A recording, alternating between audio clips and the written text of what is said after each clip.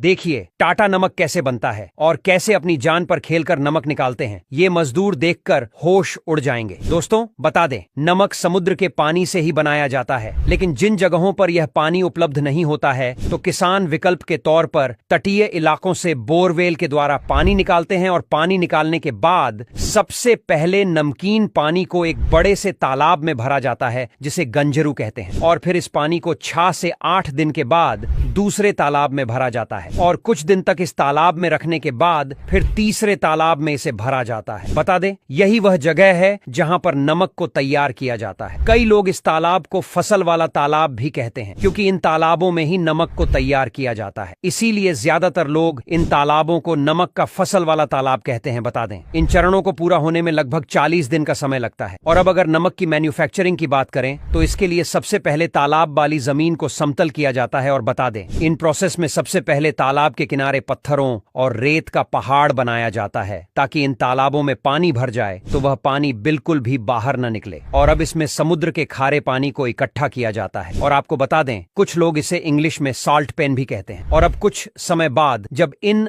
Salt pen में से खारा पानी भाप बनकर उड़ जाता है और जो सॉल्ट पेन में नीचे बच जाता है तो वह नमक होता है, लेकिन अभी भी इस नमक को उपयोग में नहीं लिया जाता है। और आपको बता दें, मौसम अगर अनुकूल हो तो 1 एकड़ में लगभग 1000 बोरी नमक निकल सकता है। और इस प्रक्रिया के दौरान अगर बारिश नहीं होती है तो इस तरह से एकदम शुद्ध नमक बनकर तैयार होता है जिसे खाने के लिए मार्केट में बेचा जाता है। लेकिन अगर वही मौसम खराब हो जाता है या बारिश वगैरह हो जाती है तो यह नमक अशुद्ध हो जाता है और अब इस अशुद्ध नमक का इस्तेमाल किचन में नहीं किया जा सकता है। इसीलिए इस अशुद्ध नमक का इस्तेमाल झींगा पालन वाले तालाबों में किया जाता है। और अब तैयार हुए इस शुद्ध नमक को कई वर्कर्स द्वारा एक जगह पर इकट्ठा किया जाता है। और अब इकट्ठा हो चुका यह नमक अभी भी पूरी तरह से भी खाने के लायक नहीं हुआ है, इसीलिए इसमें और भी कई प्रोसेस किए जाते हैं और इसमें कई तरह की अशुद्धियां भी मौजूद होती हैं, जैसे कि रेत कंकर वगैरह। और इन अशुद्धियों को नमक से निकालने के लिए इस नमक को वर्कर्स द्वारा फैक्ट्री में लाया जाता है और अब इस पूरे नमक को अच्छी तरह से धोया जाता है। और आपको बता दें, इस नमक को बहुत ही सावधानी के साथ धोया जाता है क्योंकि अगर नमक में किसी भी तरह की रेत या फिर मिट्टी वगैरह बची रहेगी तो यह पूरा का पूरा नमक खराब हो जाएगा। और धोने के बाद इस नमक को अच्छी तरह से सुखाया जाता, और जब यह नमक अच्छी तरह से सूख जाता है तो फिर इस नमक में आयोडीन मिलाया जाता है। आयोडीन मिलने के बाद एक बार इसे फिर से साफ किया जाता है और अब इसके बाद इस नमक को कन्वेयर बेल्ट के जरिए आगे पैकेजिंग एरिया में भेजा जाता है, जहां पर वर्कर्स इस नमक को अपने हाथों की मदद से पैकेट में भरते हैं और बाद में पैकेट को अच्छी तरह से सील कर दिया जाता है। बता दें, नमक के पैकेट को बहुत ही अच्छी तरह से सील किया जाता है क्योंकि नमक फैल भी सकता है। सील हो जाने के बाद इन पैकेट को एक बड़े से बॉक्स में पैक कर दिया जाता है और अब ट्रक्स में लोड करके